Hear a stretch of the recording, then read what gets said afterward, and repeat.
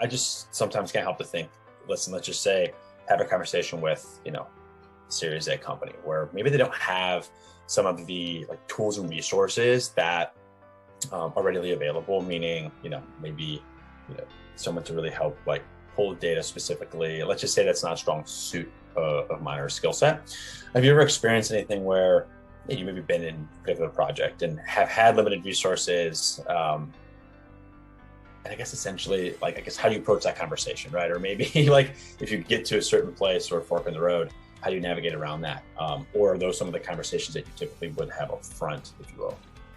Are you saying that you've kind of been hired to do a project and they don't have the resources to really enable you to do that? Exactly, yeah. It happens a lot. And I think in a perfect world, you're really having that conversation up front, right? Because if you get hired to do a project, but you're not set up for success because the client doesn't have X, Y, Z, then it is a tough situation. And I think at that point, the communication is just key, right? It's saying, hey guys, you don't have what you need to really get this done. I can tell you what you do need, and here's what needs to happen in order for us to do this. And then, the two of you can decide, should we hire someone else? Do we supplement the work with, how do we do this? Mm-hmm. But yeah, ideally, especially if it's anything data driven, right? Because a lot of companies be like, hey, make this beautiful thing for me, but they don't even have the data piped in a clean way, in an accessible way. That's probably something that I know it happens a lot. Yeah. Ideally, you're finding that stuff out at the beginning, and then that's built into the project, right? Hey, before I build you this beautiful dashboard, we got to clean up your data. That's part one. Yeah. Make it even accessible. Who knows? Yeah.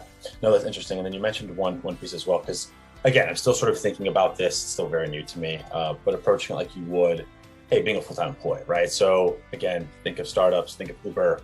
Yeah, we'll sort of get in there. We'll tackle everything that needs to be done.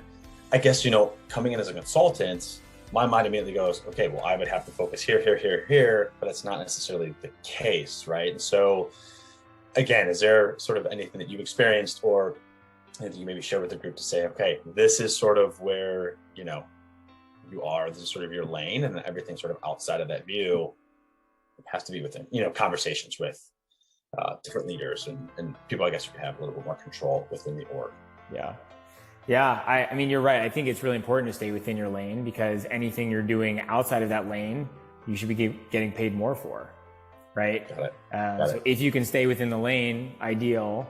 And if you need to go outside the lane to accomplish, what is in your lane, you either need to pay you more and have that conversation. Maybe you remove something from your existing scope and take that on. Or you say look, that's not what we agreed to, but maybe I have a friend, right? I brought in friends to gigs all the time. Cool. Awesome. Hey, they have this expertise that I don't. They'll come in. It's a win-win. So. Awesome. Great. Thanks, man. Appreciate it. Thanks for the time too.